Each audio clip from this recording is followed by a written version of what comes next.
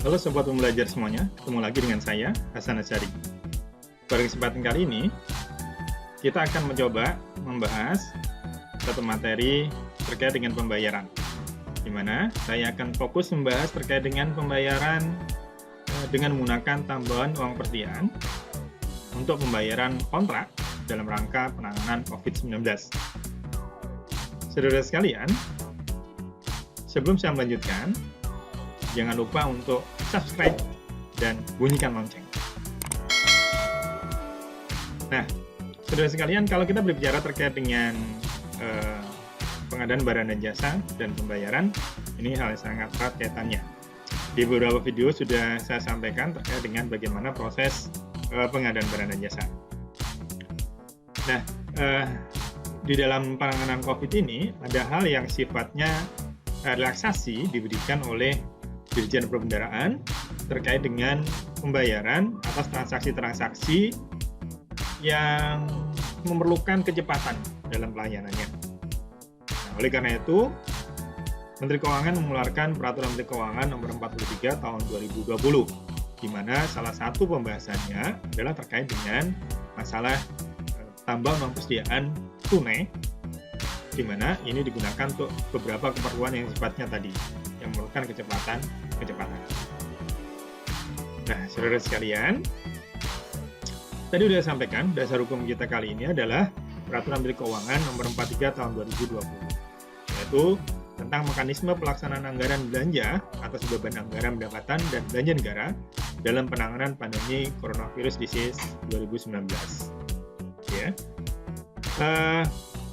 Di dalam peraturan LKPP terkait dengan pekerjaan-pekerjaan penanganan darurat seperti kasus COVID kali ini, ada beberapa pekerjaan yang bisa dilakukan terlebih dahulu tanpa adanya kontrak atau sebelum adanya perikatan atau kontrak. Jadi cukup dengan SPBBJ, yaitu surat penunjukan penyedia barang dan jasa, kemudian dilakukan proses pekerjaan.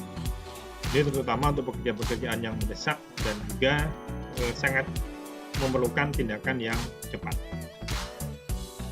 Nah, ketika proses itu dilakukan, bagaimana cara membayarnya? Atau ada hal yang lain lagi, karena COVID ini nggak kita rencanakan, sehingga semuanya belum didokumentasikan atau belum dialokasikan di dalam dokumen anggaran. Nah, untuk alokasi-alokasi yang belum tersedia, tapi kebutuhan mendesak, mau tidak mau, proses harus dilaksanakan, karena ini terkait dengan nyawa manusia. Nah, untuk hal seperti ini, Menteri Keuangan memberikan beberapa hal mekanisme pembayaran, yaitu dengan menggunakan uang persediaan. Di mana uang persediaan ini caranya dengan minta TOP. Nah, di dalam PMK ini diatur, uang persediaan ini bisa digunakan untuk membayar apa? Alokasi anggaran yang telah tersedia atau cukup tersedia dalam JIPA. Dan alokasi anggaran yang belum tersedia atau tidak cukup tersedia dalam JIPA. Jadi, dengan mekanisme UP, karena belum dialokasikan anggarannya, bukan berarti tidak, tapi belum dialokasikan, karena nanti perlu ada revisi, maka tetapi kebutuhan mendesak, maka boleh dibayarkan dengan mekanisme uang persediaan. Nah, saudara sekalian, berikutnya untuk apa saja penggunaan uang persediaan ini? Ya. Untuk uang persediaan ini bisa digunakan untuk membayar uang muka. Ya, uang muka yang seperti apa? Tadi saya sampaikan dalam proses pengadaan barang dan jasa, sebelum ada kontrak, ini boleh dikerjakan dulu dengan diterbitkan SPBBJ untuk keperluan darurat. Dan apabila dalam konteks ini diperlukan uang muka, silakan dibayarkan uang muka menggunakan mekanisme uang persediaan ini. Yang kedua, pembayaran bertahap atau sekaligus sebagaimana diatur dalam perjanjian atau kontrak. Dalam UP normal, UP digunakan untuk keperluan-keperluan yang sifatnya operasional. Nah, dalam konteks ini, UP boleh digunakan untuk pembayaran kontrak pengadaan barang dan jasa. Kalau biasanya di kontrak kita kenal ada termin, tahapan-tahapan, maka UP boleh dibayarkan untuk itu. Yang ketiga, boleh digunakan untuk membayar setelah barang atau jasa diterima dalam hal pembayaran berdasarkan kepada selain perjanjian atau kontrak.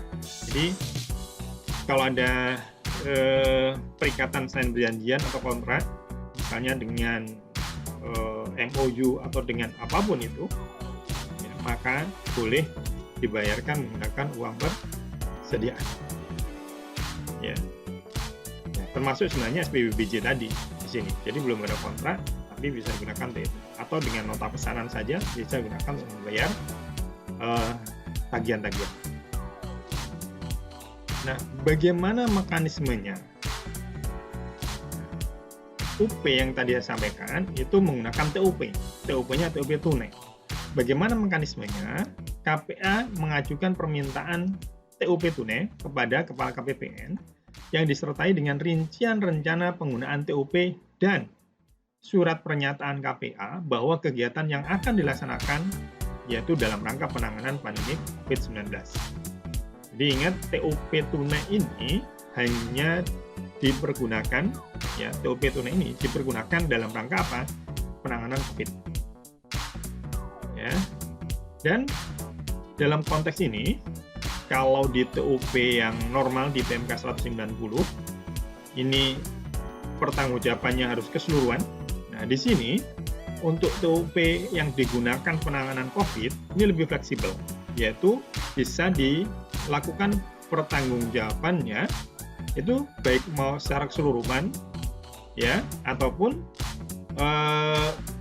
belum selesai semuanya, nanti bisa dilakukan proses pertanggungjawaban. Ya. Jadi kalau sebelumnya itu kita punya TOP, kemudian ada kebutuhan lagi, kita minta TOP lagi, maka hal ini bisa diberikan oleh Kepala KPPN. Gitu ya. Jadi kita masih punya TOP, belum selesai pekerjaan, belum kita pertanggungjawaban, kemudian kita minta TOP lagi, maka ini akan dipertimbangkan dan bisa disetujui oleh KPPN.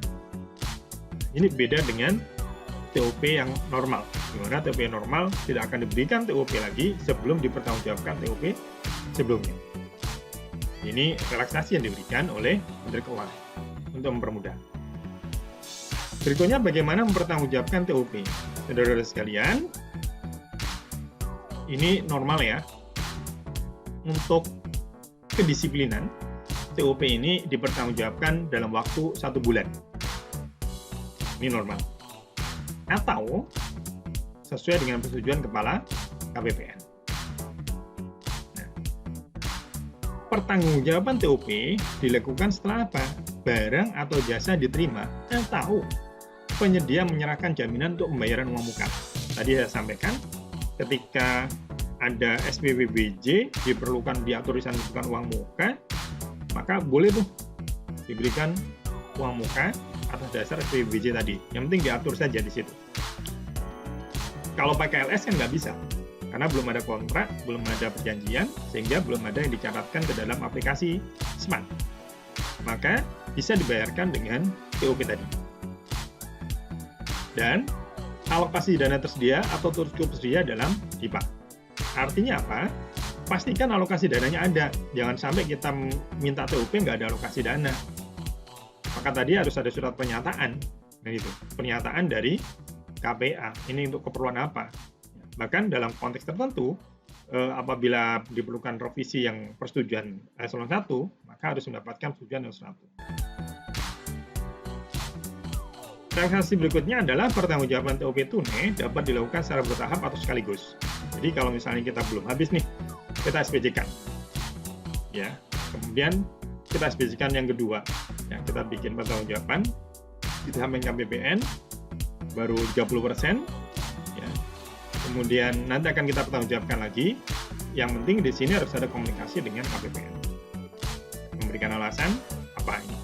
Termasuk apabila lebih dari 1 bulan. Ini harus menyampaikan ke KPPN. Jadi, saudara-saudara sekalian, ketika bicara tentang proses pembayaran untuk keperluan yang darurat, mendesak, diatur dalam peraturan Menteri Keuangan. Ya. Sehingga ini semuanya mempermudah bagi kita dalam proses pembayaran yang dikaitkan dengan penanganan yang mendesak dalam rangka keperluan wabah yang saat ini sedang melanda negara kita. Rekan-rekan pembelajar yang berbahagia, demikianlah video singkat saya. Mudah-mudahan bermanfaat. Tetap semangat. Assalamualaikum warahmatullahi wabarakatuh.